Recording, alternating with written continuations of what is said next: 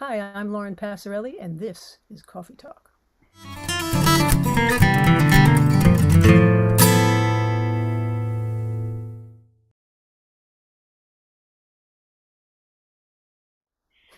Hi everyone, I'm Kim Perlack. I'm the chair of the guitar department at Berklee College of Music, and welcome to another coffee talk. As usual, we're here with Cheryl Bailey, assistant chair. Hey Cheryl. Hey, how are you? And I have assistant to the assistant chair, Joni. Joni the cat, if you're unable to see, is really enjoying today, one of our remote days, so she's pretty thrilled. We've got Ian Steed, our senior coordinator. Hey Ian. Hey all, how's it going? And our guest today is Professor Lauren Passarelli, who's been in the guitar department for a very long time. Thank you, Lauren, for being here. Sure. Yeah, it's good to see you. So, Lauren, I saw that you have a mug there, and the first Yes. question we always ask everybody is What's in it? what's in it? Yeah, that's right. Water. Water. Lauren, so, But I Lauren, did bring it home. I brought it home specifically for the taping because it's usually at school. Lauren, are you a hydrator? Like, are you a deep believer in hydration? Do you drink coffee? Like, what's your I philosophy? never actually acquired a taste for coffee, unfortunately, and I'm such a hyper puppy that I don't need the caffeine. So I save my caffeine for chocolate. But Nice. one time a friend took me to a place where you could actually make mugs. So I wanted to show you the two mugs I made. Ooh, They're a little funny, and they're certainly one of a kind. And then, of course, this one was a bit of a signature model. Got to put a little guitar on there. that's really cool. There's a guitar on there and there's your name. That's hip. I like that. That's That was really fun. cool. I mean, I think it's good that you Always wanted have to try that. cool things to drink your water out of. That's pretty Yeah, great. Yeah. I like herbal teas. Herbal teas happen a lot, and kombucha. That's pretty much it. That's great. Yeah. I like that you know your energy level. I think that's Oh, really important. And that comes across a lot when we open these conversations with yeah. Well, it's like your doshas, right? The Ayurvedic teaching. Mhm. There's the Vata, the Pitta, and the Kapha, and I'm Mhm. like total Vata, which is like, so Like the air, like you're going, you're moving. yeah. Yeah. That's great. Lauren, one of the other things that people want to know right off the bat is about first days at Berkeley. And obviously, you went to Berkeley and then you taught at Berkeley, so you've had different first days. But Yeah. are there things that stand out to you about either of them, or other multiple firsts that you had? What memories come back to you? Well, I first found out about Berkeley when I was 11. Hmm. My teacher had me use an Alfred's book, a Mel Bay, and then we went straight to a modern method for guitar. And I said, "This is pretty hard for a level one book." And he said, "You're 11. This is a college textbook." I said, "There's a college where you can go for guitar? I'm going." And what did I know about college? All I knew is like, I love guitar and I've just got to go where they appreciate guitar. And so it was always Berkeley. So when I was 14, I wrote to the college and said, "Look, I know 20 places to play the C major 7 chord. I've been through both modern method books. What can I do next? I want to make sure I'm ready." And uh, Robert Scher wrote me back and he said, "Oh, you're ready. Just fill out the application. Come now." I said, "I'm only 14. I'll see you in 4 years." So I wrote him back. It was really funny.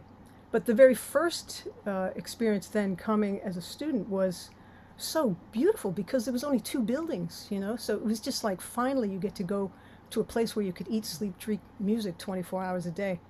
And it was just the 1140 building and the 150 building. There might have been the Hemingway dorm, but I've never seen it. I've never been there. And what I just loved was that you're hanging out in an old hotel, because I never liked grammar school or high school. To me, it was like, just give me music. And Berkeley was like the best place in the world to be. I would have gone anywhere in the world, wherever Berkeley was. This was the place. That's so cool. I think there's so many people who share that. Yeah. The teacher you wrote to when you were 14, was he still at Berkeley when you got there? No, I wrote to the college, and Or Robert he- Scher wrote me back. He was the dean Okay. at the time. Oh no, kidding. Was he still there when you showed up? I think so. I don't know if I've ever met him, but yeah, I think he was there. That is really cool. That's very cool that he wrote you back and that you were Yeah. like, okay, this is. I like that you identified, like, I just want you to know that I'm coming.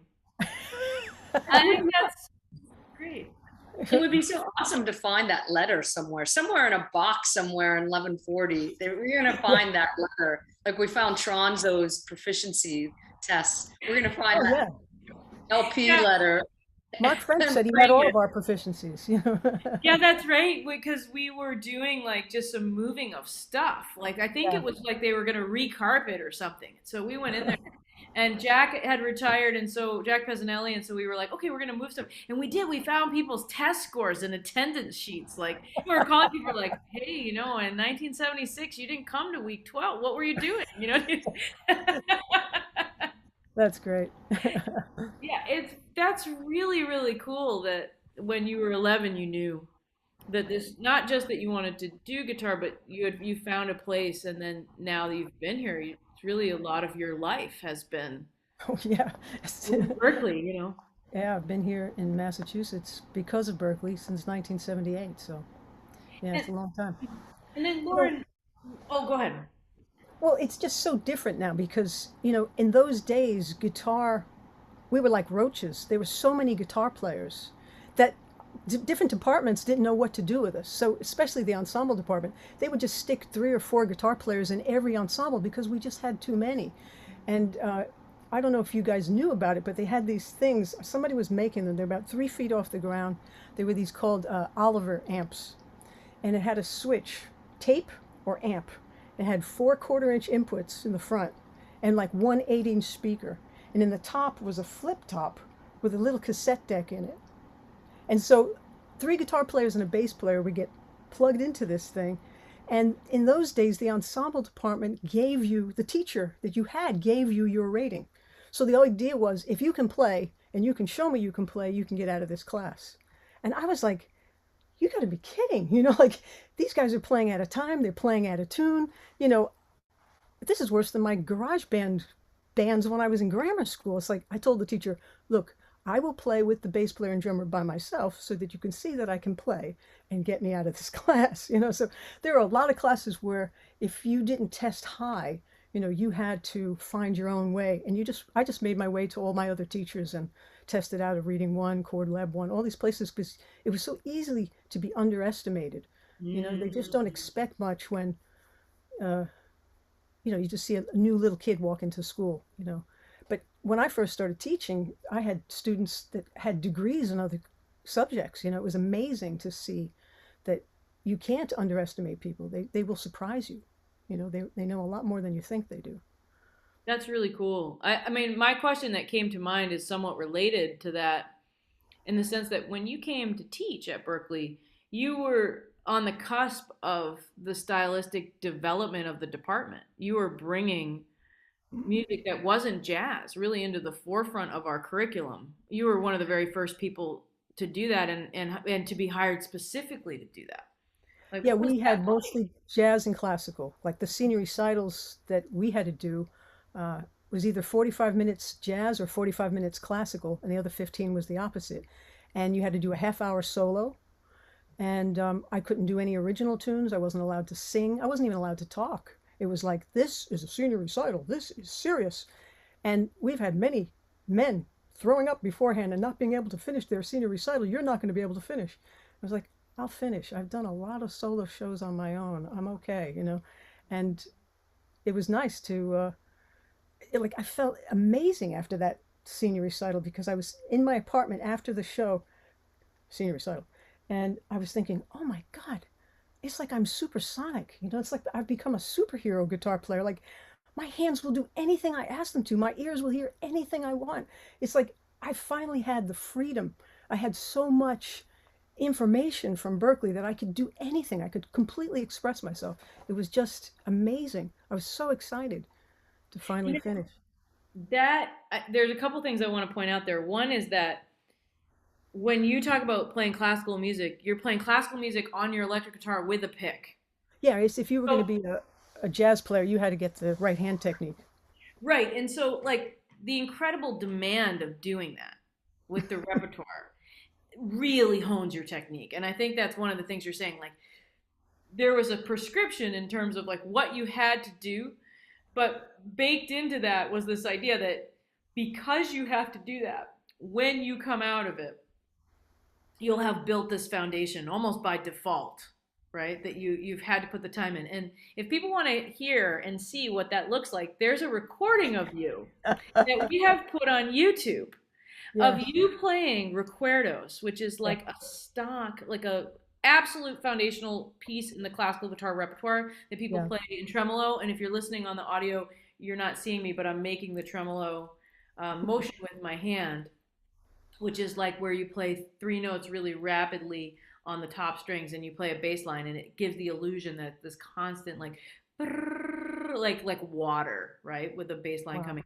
And Lauren plays this with a pick and you cannot believe it. I mean, I've watched this video so many times because I'm just watching you to see how you could possibly be that relaxed and I know play.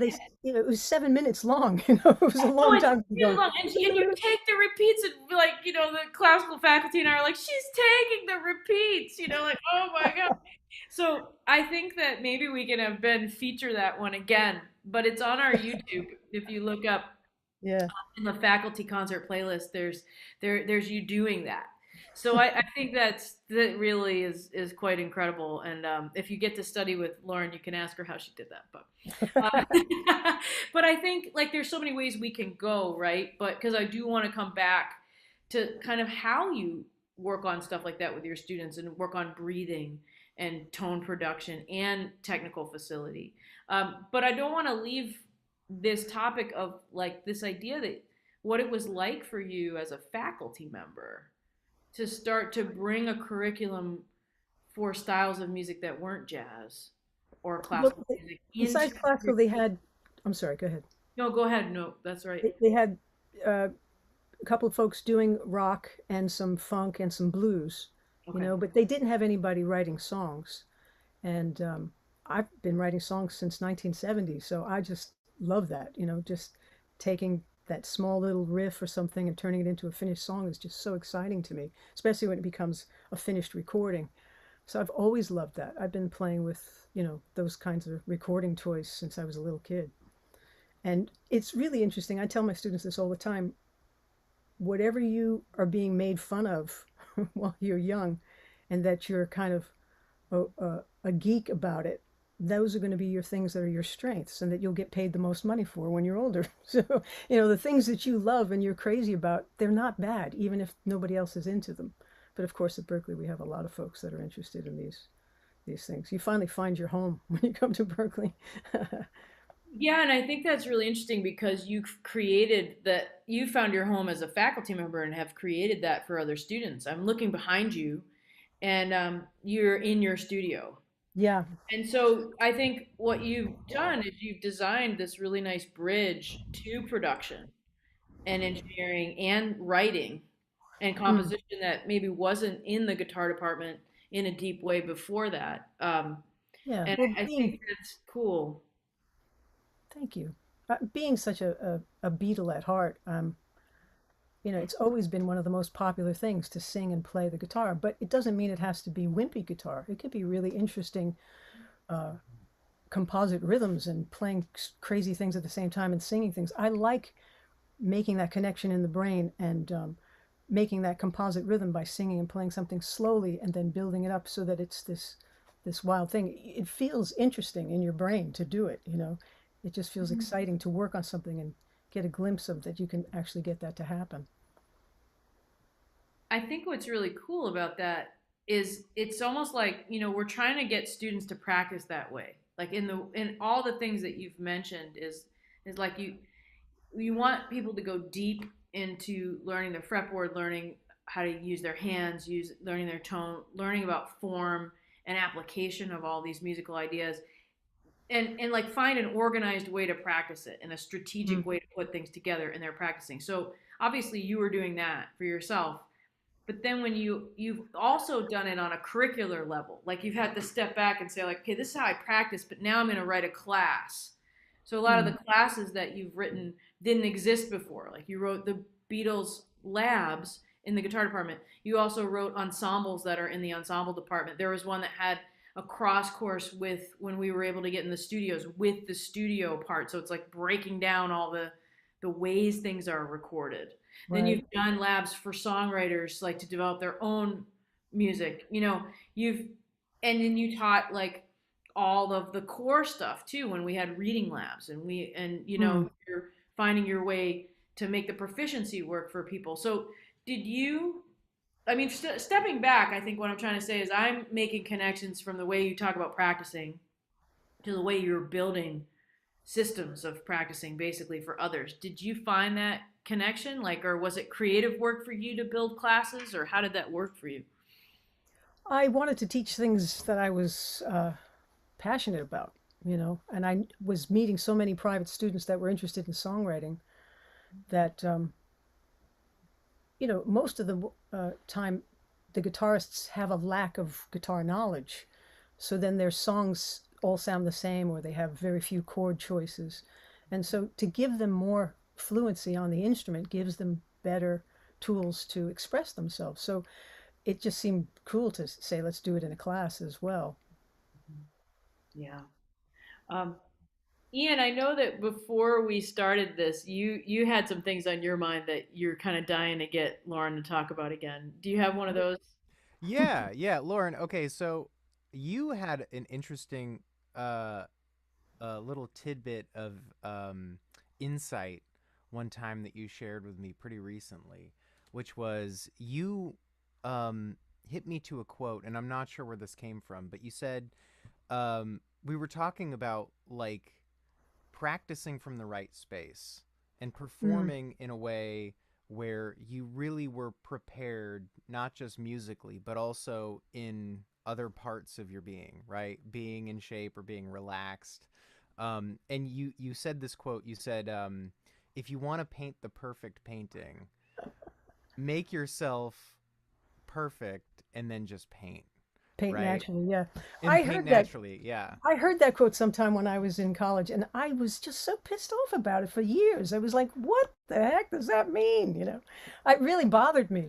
And then I realized with, getting older and stuff that it's like the more you feel like yourself, the more that you can actually freely give of yourself and just be in love with the fact that you love this instrument or you love this song or you just love music, that just can center you so deeply because it's not about how am I doing or what does this audience think. It's what you think. It's what you love about the music. It's what you're bringing to it.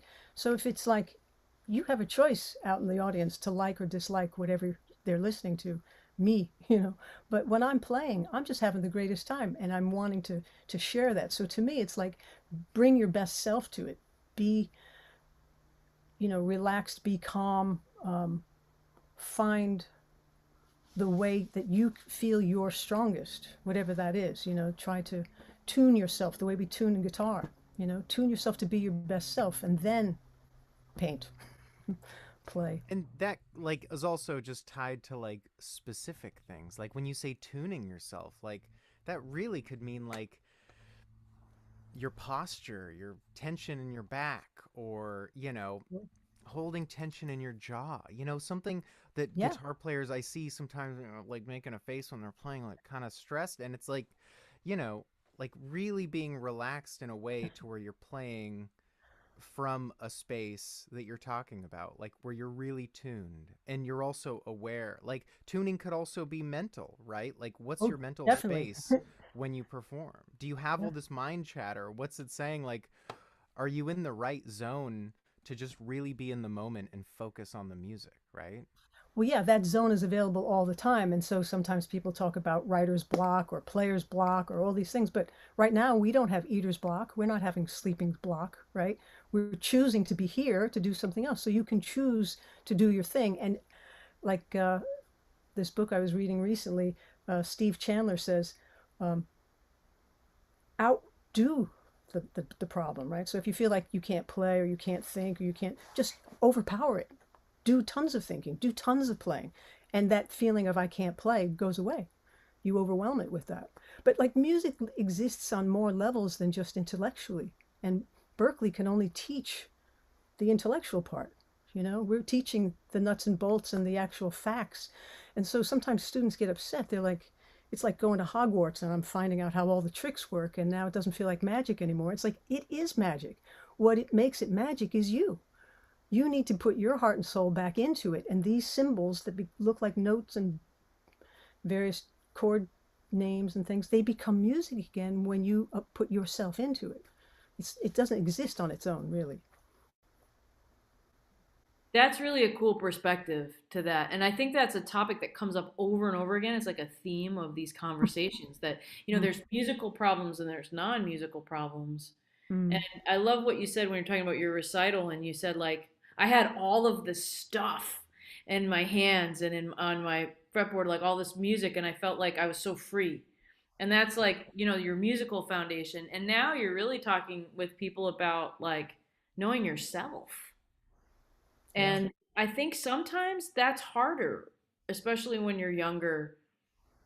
That idea that trying to get to know yourself over time Mm. is can kind of feel like a daunting task because it on the surface seems like, oh yeah, I'm going to express what I want to express, but then you have to get into what makes things hard for you, or what are your own blocks, or what are your own challenges. And Mm. um, definitely you're the type of teacher. I mean, when you say Berkeley can't teach that, a lot of students do come to you with some. I mean, Just I learn know that that. you're. Yeah, I know that you're the type of teacher that does sit with people to work that out as much as another person can. And do you Yeah. feel like that's a part of your work as a faculty member? Well, definitely, because I feel like, if their head isn't in the right place, they're not going to do what I'm telling them to do anyway. They're not going to practice, you know. But if we can understand it or find what they're interested in, to me, I'm always trying to figure out, well, what are you going to do with all this stuff? We all have the same notes, we all have the same chords available to us. What are you trying to express with this? Where are you going? Where are you now? And how can I help you get there? You know, they don't usually think that way. But I mean, you can even do that with a piece, like we were saying, recuerdos. All these pieces, if you pick the right kind of repertoire, will bring your playing up to a new level. It'll give you a new style, it'll give you a new technique. And very often, people don't pick pieces, especially for their performance piece for their proficiency. I loved when they used to say, it's great to play a piece your first and second semester that's a chord solo, a chord melody, or a classical piece, because guitar players aren't used to playing chords and melody at the same time. And we're one of very few instruments that can do that. Most of them play one note. And I find it very disappointing the last 30 years or so where rhythm guitar isn't being used in music and people are playing guitar like it's a flute. It's like it's a monophonic instrument. They don't even know a chord exists, or they can't play, they only play one note or only play six. Like they don't know there's all these things in between. There's all this beautiful counterpoint and amazing lines and compositional techniques you can get into with guitar. It's just fabulous. And I'm always trying to say, well, have you heard of this? Have you heard this kind of player? There's so much to appreciate with guitar. It's just so uh, expressive and so much richer than they know. Yeah, and like sort of the inverse of what you just said about like, here's the material, like what are you going to do with it? There's Yeah, also the inverse of like what can you do? Here's material to do things with, right? Like these things that we learn as yeah, musicians, like that seem like just technical things, like it's actually like this whole palette of things that you can use, right? And that right. like it's a way of getting out of, some of the habits or, devices that you already are familiar with. Yeah. And it really depends on what your frame of reference is, right? What you grew up listening to, or what you're exposed to, or what you think the guitar does. If you're only listening to one or two things, that's all you think the guitar does. But when I was 9, my guitar teacher, Lou Sabini, gave me Howard Roberts albums and Barney Kessel and Charlie Christian and Johnny Smith. And he said, take these home. This is great guitar playing. And it just blew my mind. It was so gorgeous. And I was playing Moonlight in Vermont for my, high school. It was like, I just love these chords. How could you not want to play chords? They're gorgeous. They just give you so many goosebumps. And it's about that. It's about making that music magic. How do you get that feeling again? How do you get those goosebumps? If you're getting inspired to want to play that instrument, figure out what you can write or share that brings other people that feeling, you know? It's just so exciting. I like what you're both saying about, things that when you make music into education, you make requirements, So we have the proficiency, the final exam material. And Right. and I think a lot of people are tricked somehow because it's in school. They think, oh, it's just a requirement. It's just but it's not like someone wrote it and said, maybe you'll use it someday. It's like, no, people who were using this stuff in the world came back and said, I really wish that this had been Mhm. all collected in one spot, all these amazing tools that I will use Exactly. over and over again for the rest of my life. I'm going to do that for the next generation of students and the one after that. I'm going to put it all in one place so that everybody can internalize it and work on it. So it's not like the chicken and the egg thing. I said to a student the other day, it's not like this is the egg and it might become a chicken. This is like the chicken had a gig and then came back and like said, this is what you're going to do. It's like, this is really the tool that you're using. So it's not just like a bunch of cursory stuff and then something might come of it. You're Mm. really using these things. The way you're describing them, it doesn't sound like drudgery practice. It sounds like everything that's so exciting and thrilling about what we do because it's all the stuff you need to do what you really dream to do. It's what real music is, you know? It's like it's not any different out there, you know? Bonnie Raitt and Phil Collins both said to me, "I wish I could have come to a college like Berkeley." You know, so you're either going to get it handed to you in 4 years in a beautiful, systematic way like Berkeley, or you're going to have to figure it out for yourself on the road for the next 40 years. And that's what a lot of people do, and it's hit or miss, you know? Like they have a lot of holes in their understanding. But you know, I wanted to ask you guys because it's a completely different kind of a thing. I feel like rock and roll is just too young to have any kind of pedagogy about it.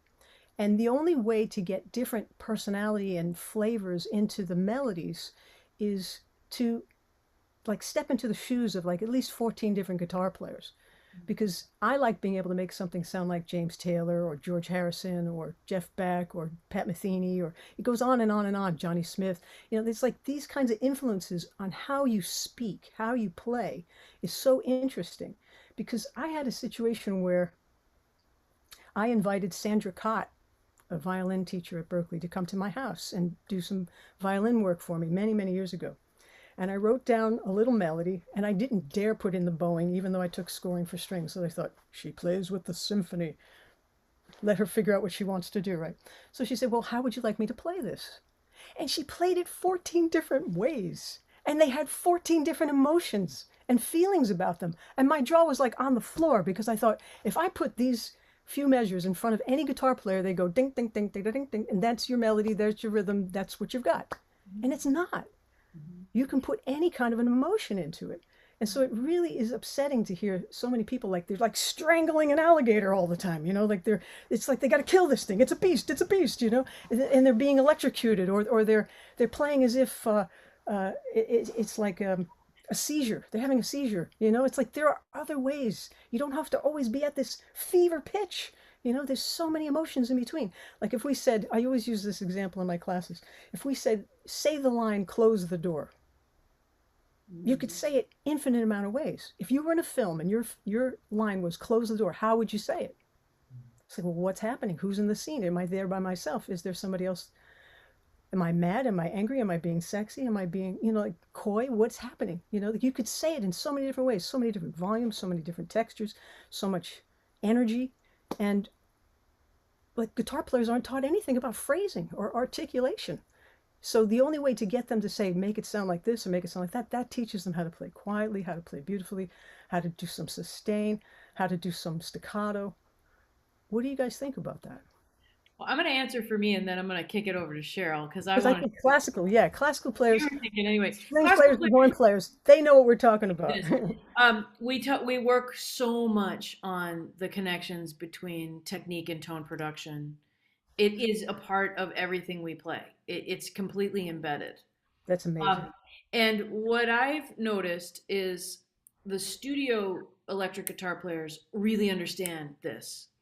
And when I started playing with David Tronzo, he was a studio guy for a long time, and so he had a Mhm. very similar way of talking about it than the as the classical people did. Like Oh, He cool. calls it the parameters of sound. So you really are taking apart like the shape of the note, like the envelope of the note, and how Mm. you deal with your attack, sustain, decay, release, which is like what we would talk about, but also like then how timbre works into that. So like all your muting, all your we don't really bend, but like hammer-ons, pull-offs, that kind of Yeah.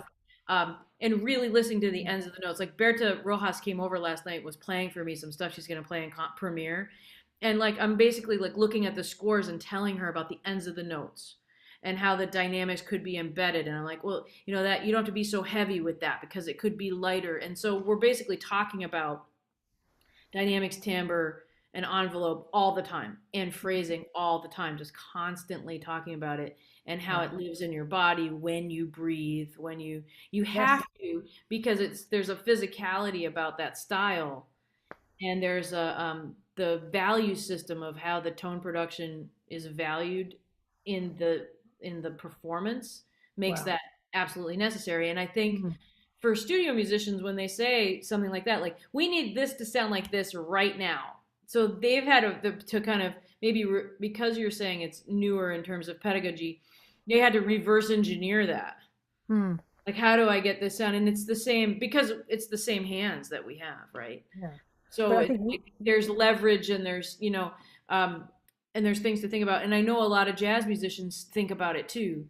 But I think you're right. Like there's not a universal guitar pedagogy for it that there's, people necessarily come to Berkeley for. So I want to say that from my perspective, it's a Berkeley value. oh, good. But I mean, I think it's an absolute value in our embedded in everybody's pedagogy. But I think the difference for classical musicians is that I know that by the time someone gets to college, they've already had like all of their teachers are focused on that. Yeah. And that's None. not the None, case none for, for our students if they're not classical. They what haven't do you heard think anything about like that? it. What do you think about that, Cheryl, in terms of the jazz teaching that you've seen and that, that what do you have to focus on here? Or do you see that pre-college? I don't associate it with genre, and I actually am thinking about Lauren and our, when we've talked about how you grew up in Jersey and your teachers and the music that you were around, listening to all that different music, I think that, makes you aware of that no matter what style. I mean, you have, I think players have your I don't know, a direction that you love. Maybe, yeah, I'm a rock, or I love to play blues, or this and that. But almost all of the really great guitarists are great musicians, right? You're open.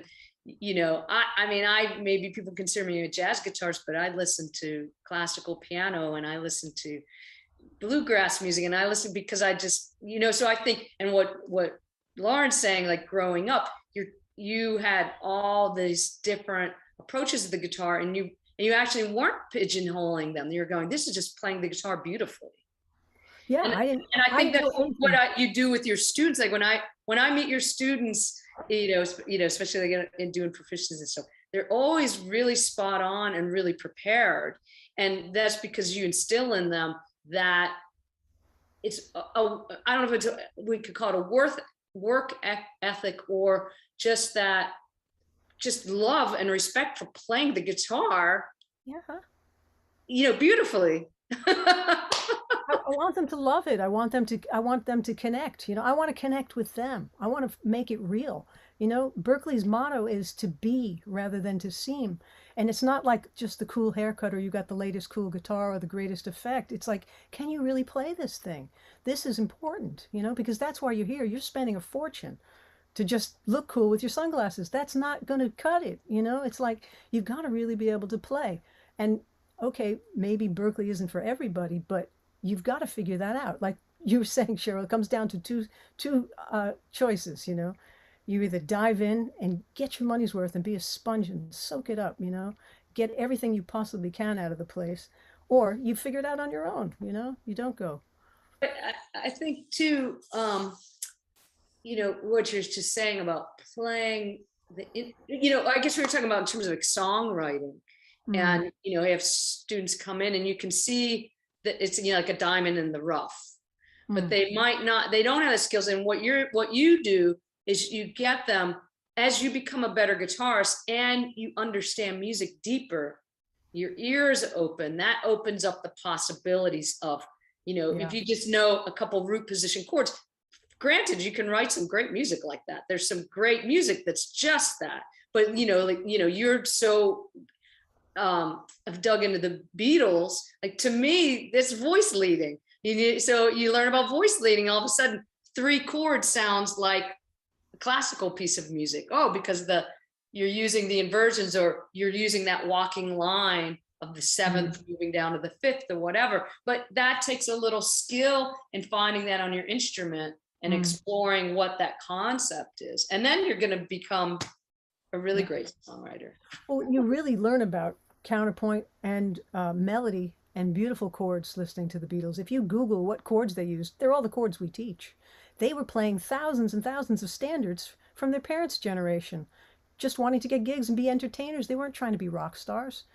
And they experienced the chords. They heard the songs, they liked them, they liked the way they were put together, the form, the progressions, and then they experienced them because they played them. So you just watch the first Ed Sullivan show, and there's George playing all these gigantic arpeggios, all these beautiful lines on the cover of Till There Was You. Like, they really could play. You know And what? they, Also, that made me think. Sorry to say that, but just thinking about you coming up, and like Sal DeFusco said, very similar thing, just about learning tunes. These tunes, they're just songs, and Mhm. that influence, like the more songs that you know and you understand about a great song. Yeah. They're, whatever these songs that we grow up with, they're either folk songs or they're whatever you want to call them, standards. They're great songs, and that you absorb all that, and that's what you're saying. Like, those guys did the same thing. They absorbed it, by osmosis. I like what both of you are saying, that it really comes down to really taking care of the music. And that's something that Cecil said yesterday when we were hanging out with him. Ian and I had a conversation with him. And I think when you approach it that way, when you listen with care and you get really excited, and then you think about, how am I going to translate that sound that I'm hearing here? Or like what you're saying about the chords, you play these chords and they sound beautiful. And then what are you going to do with them? I think all of those things really help you work on your song, your tone and your phrasing and your Yeah. sound. I mean, in a way, like what we have in classical music is this like this technical pedagogy that helps you not get hurt while you're sort of going through these steps. But the truth is that all great guitar players go through the steps, like Cheryl was saying, Mm. because you have to be able to sound great. And the real window in there is that you have to be able to care about how you sound, and then sort of start to think about what that means for your hands and what that means for your mind and your ear. And even if you did go through the classical style pedagogy, if you didn't care about your sound, it would just sound hollow. It wouldn't sound like anything, because you have to bring yourself to it, and you have to care about what you're doing. And sometimes I think that it's good for our students to hear this, because sometimes they get overwhelmed by all the new material. Mm. And it's easy to forget that, like, hey, these are really useful, beautiful tools that you're going to use in the way you want to use them. Well, it's your sense of touch, right? It's like the sound happens here. Right. If it's good here, then if you amplify it or put on effects, it's going to be all right. When I think it's still on YouTube too, when Pat Metheny came to visit the school one of the first times and meet the faculty, he had no intention of playing for us. And I said, you've got to play. The students have to hear that you yourself sound good. It's not the big production, it's not the arrangement, it's not the mix, it's not the effects, it's not the sound whatever on stage. It's you. You coming out of those speakers sounds great. You just touching your guitar sounds great. And he did. He then played for us. And he was concerned because he said his chops were down. But he still sounded better than almost any guitar player on the planet, And he was, doing all these wild things. He was always saying, I should study alternating picking, And it's like, well, you should, It'll make your life a lot easier. But what made me laugh about the chords before was when I first came to Berklee, my favorite kind of chord was a major 7. And when I graduated, it was a minor 9. So I always laugh and say, Berklee didn't change me that much. That's great. That's Because great. students are worried about that. They think Berkeley's going to change them, and make them forget what they already know. And it's like, no, they want to enhance everything you already know. They want to give you more tools to be more, and do more. And I think the disconnect is they want to come to a place like Berkeley to become great, but they don't realize this is what you really have to do to get there. They're shocked by that. The growth, there's a growth realization. And also that you have to, you're going to keep growing. That Yeah. we're all still learning no matter how Yes. long we've done this, and this is just setting a good foundation for the rest of your life of learning about this instrument and Mm. yourself on the instrument. Like, I Yeah. mean, I hope my reaction when you said that was like, I hope you change in 4 years of having this experience where you're with people from all over the world and you're in this like environment that's so intense musically, that's designed to help you achieve the next phase of what you want to do. I hope it changes you in a good way, It you know? supports you. Like I felt like my music was here and all the Berkeley stuff I had to do was out there. And then when I finished my senior recital, I realized all of that fueled me. It felt like it made me a superhero musician. And I always wanted that. I always just wanted to be a great guitar player. And it's such a fast track to do it. Get some great teachers, go to a great school, use some great books, find out what it's really about. So, Ian, this sounds like a great time for you to ask your question. I can tell you're ready. Yeah, yeah. So on that topic, this is something we ask everybody. So what's something that students should be thinking about that might not be on their radar? Like maybe a question that they should ask that they might not even think to ask. It seems sometimes that if it's not on their mind to ask it, they're not ready to hear the answer. But I do like that if you can just say, well, where are you now? How can I, like, point to me where, like, show me. I can tell in 3 seconds when people play what the training they've had and what training they haven't had. Even just how they hold the guitar, you can tell what they've had. But if they show me, I love this player, or I love this kind of writing, or this kind of expression, I want to be able to do that. Then you've got some place to go. It's like I want them to have an idea of where they could go. Help me. I want them to say, like, help me be more of me. Help me uh, express what I'm trying to express. There's so many things for them to work on. That's great. Cheryl, what's on your mind? I really love everything that you're saying and everything that you're doing, Lauren. As I say, when I cross paths with your students, I'm always like, oh yeah, you're really prepared. And I know where you're coming from. I came up in that very same, all that modern method stuff. It's very thorough, Mm. through. And oftentimes I say to folks, like, maybe some of it's a little outdated and some of it's dry as a bone because it is just like, okay, here are your scales, here's the stuff, but Yeah. it gets the job done. And then that building those skills just makes you ready for anything. Yeah. Well, I've always loved our conversations, even before you became assistant chair. It's like anytime we talked about music, it was always so cool. Um, but it doesn't matter to me what books somebody uses. It's just that I haven't seen anything much better than the modern method, and it's got everything. So why not take the shortcut and go through the book and get it together? But the only disappointment is if someone has been studying a long time and they haven't used any books. That's obvious too. And so that's sad because if you have been playing that long, there's a lot of progress that you could have made. Lauren, do you feel like being a teacher all this time parallel to your writing and recording and performance life, do you feel like the teaching part influences the artistic part? And if you do, could you put your finger on that a little bit Oh, for us? absolutely. It's like a complete circle, right? I get inspired by my students, they get inspired by me. They write something a certain way, I write something, we go back and forth. It's just wonderful to be around other musicians. It's just the best kind of company for me. Um, but your teaching gets better. I remember thinking I have to learn how to explain things like 14 different ways because when you're teaching a class, not everybody understands the words you're choosing. And so that becomes very interesting, except when you talk to your regular friends, because if you say the same thing 14 different ways, they're like, yeah, you're a teacher. Like keep repeating yourself. But I just love it. When someone's really hungry and they really want to learn, that's just the greatest combination because we inspire each other and it becomes this feeding, that just goes around in a circle. It's a beautiful, beautiful cycle.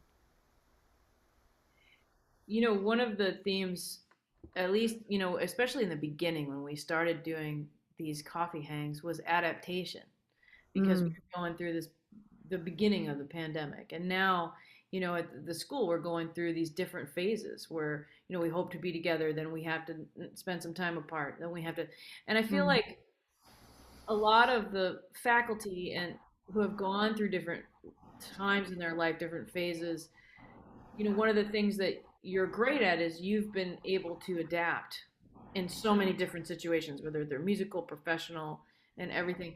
What kind of advice do you have for your students these days when sometimes they have to like shift on a dime and just adapt and things change around them and it starts to freak them out a little bit? Like, what are some things that you think about in those situations?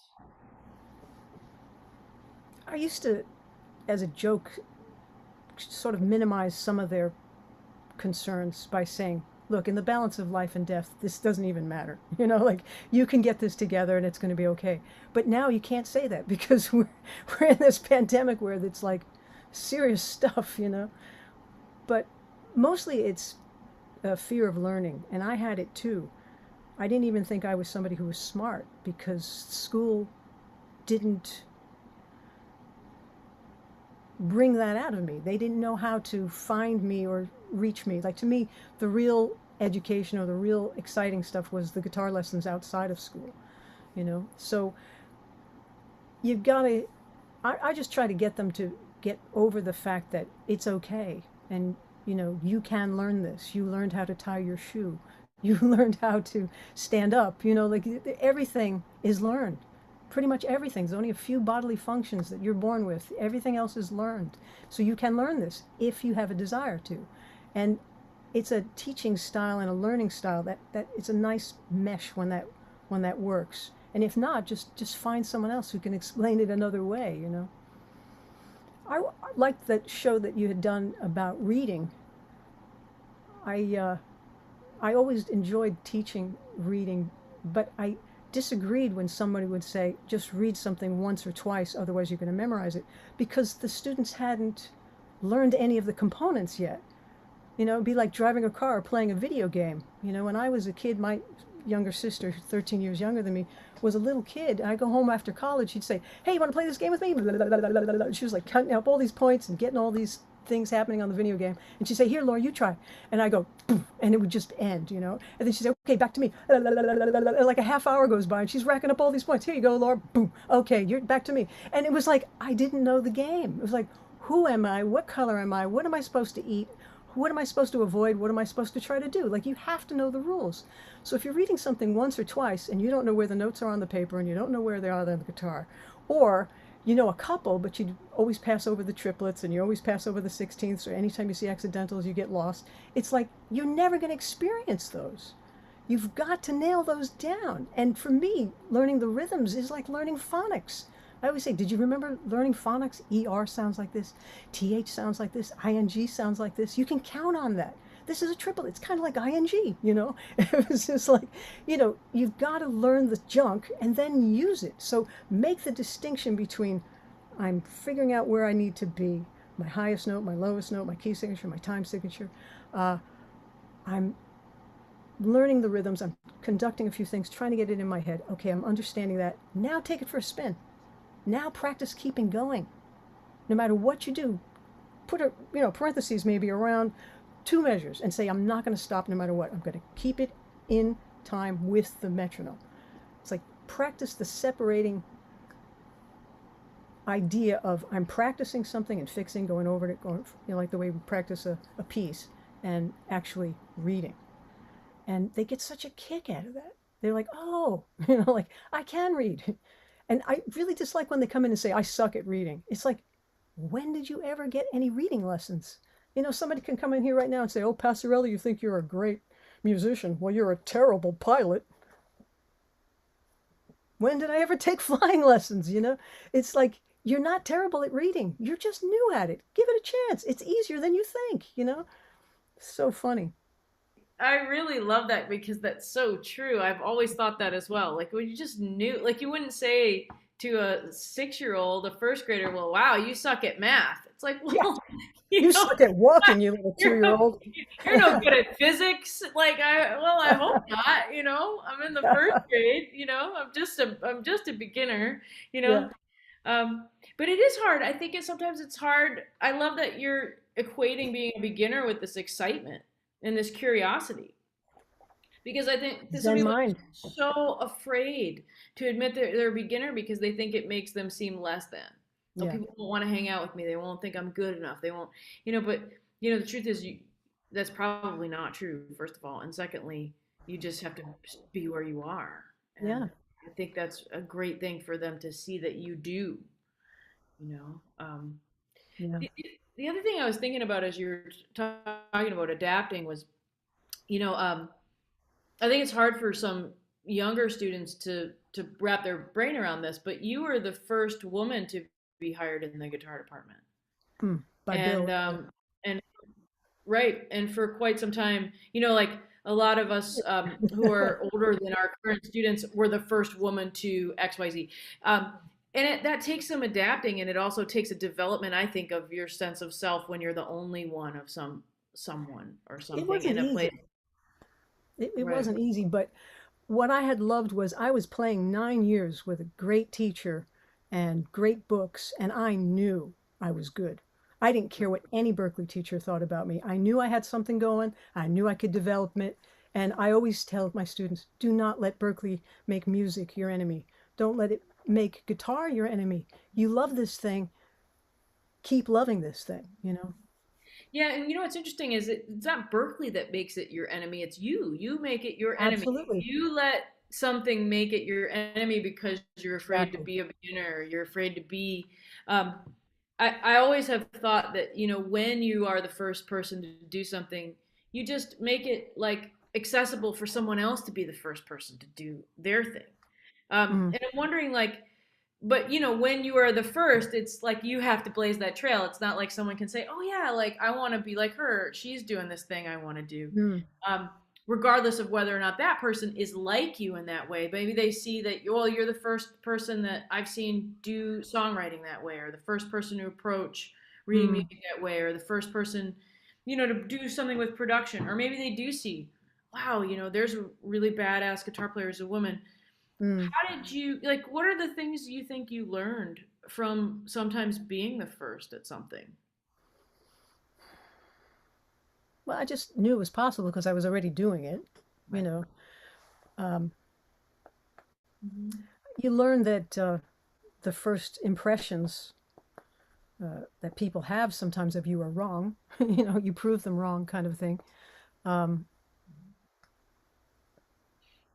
I think it was really big of Larry Bayonne. I was studying with him for many semesters, and he said, I said to him, I think I'd really like to teach here. Another teacher had put the idea in my head. And he said, I think you'd make a really good teacher.